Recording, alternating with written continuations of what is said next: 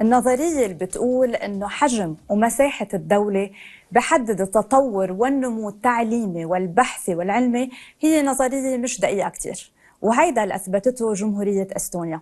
للتحدث أكثر حول هذا الموضوع بيسعدنا أنه يكون معنا معالي الدكتورة كريستينا كالاس، وزيرة التعليم والعلوم لدى جمهورية إستونيا. Good morning, Your Excellency, and welcome to Dubai. Thank you very much. This is your first visit here, right? Indeed.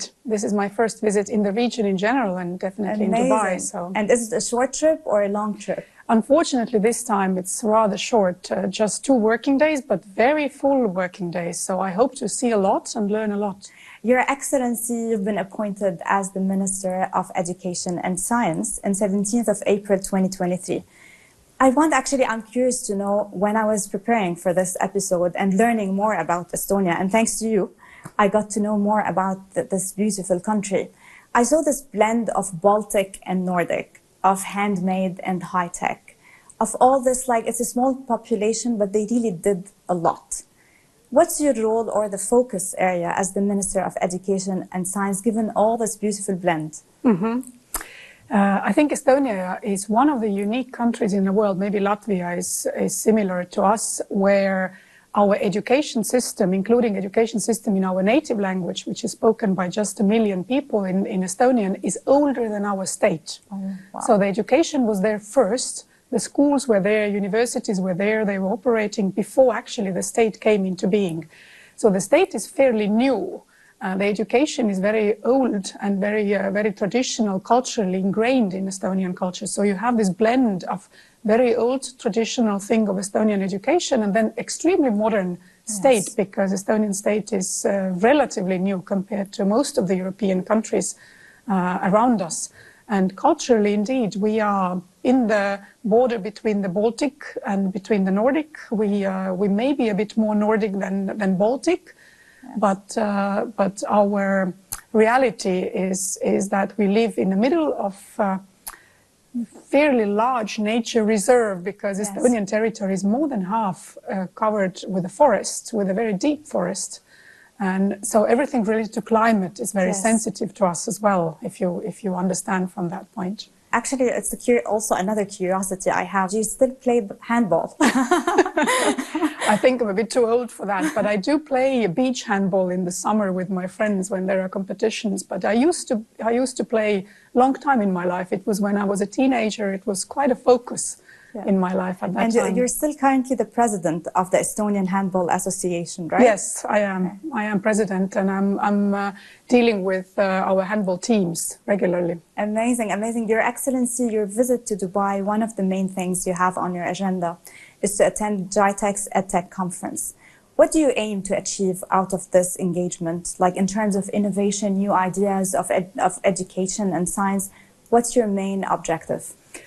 I'm mainly driven by curiosity, because in Dubai here, the readiness to take up new innovations and new technologies is very similar to my country, that we are open, we are very ready. We think that progress is something that we all need to look forward, yes, not to be afraid of. So I'm here because I'm very curious about how your country, how Emirates and how Dubai is organizing the education system using technologies. We know that in the modern world, artificial intelligence is here to stay and to be part of also of education system. So I'm very curious, what do you do here in the education system, and how we in Estonia are adjusting or integrating artificial intelligence into education system and technologies and digitalization in general? Because young generation, do we like it or not? Yes. But they are digital. They are digital and they are very techno-savvy. So yes, they like technology, their life and their progress depends on technology.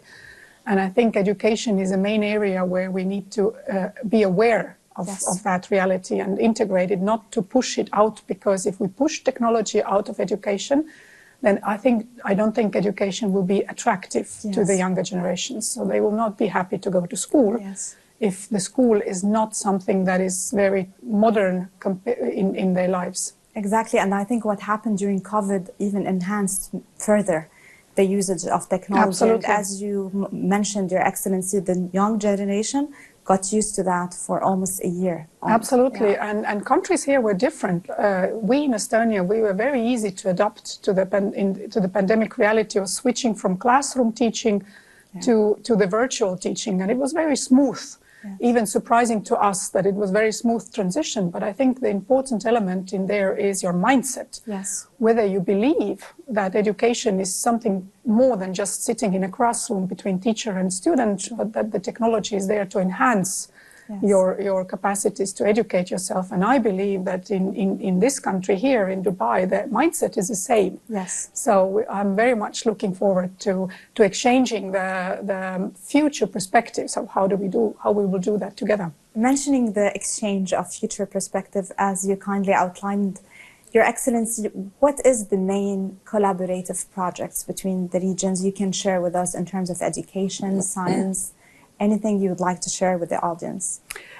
We signed in 2022, we signed bilateral agreement between our countries about the innovation in education. So the agreement is there, Wonderful. The willingness to cooperate is there.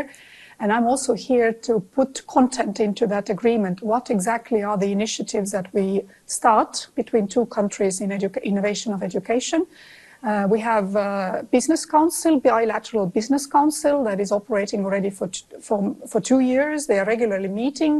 There are very active business contacts. Sorry to interrupt, Your Excellency. This is the UAE Estonian Business Council. Yes, it's a UAE Estonia Business Council where the companies are interacting. And we have Estonian stand here in GITEX with Estonian companies, among them big companies, but also startups and also educational technology companies that are very interested in dealing with and finding a foot here in UAE to cooperate in the area of education as well.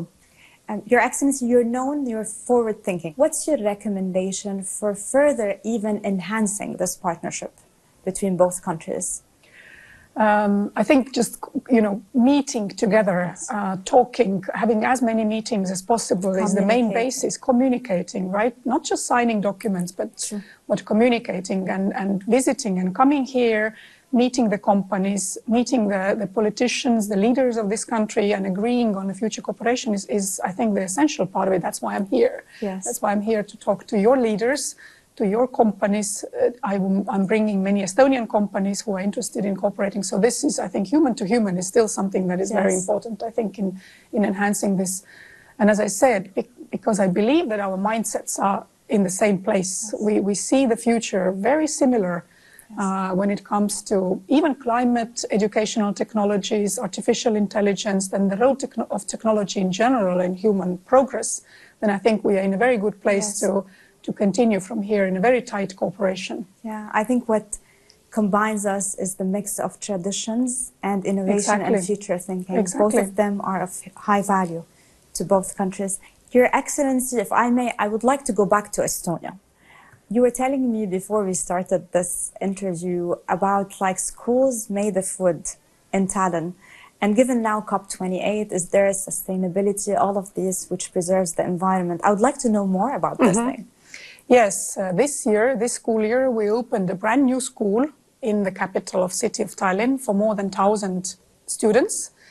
That is fully constructed of wood. It's a wood construction, but it's a very modern architecture. It's not, as you imagine, this old wooden hut in the Nordic forest. No, it's an extremely modern building.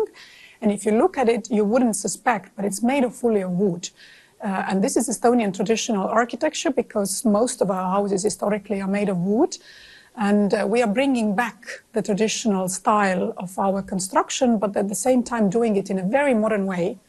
And we do believe in Estonia that it's not only about the curriculum and the teachers that make good education, it's also the building in which the students study. It has to be modernly inspiring students as an environment. So I'm very much inviting you to Tallinn to see this building and to have a look at it, how it looks like. I'm honored to visit. Absolutely. Yes. I'm actually even more curious now to visit. Your Excellency, also, as we said in the introduction, that Estonia combines the tradition with future thinking, the medieval with the modern.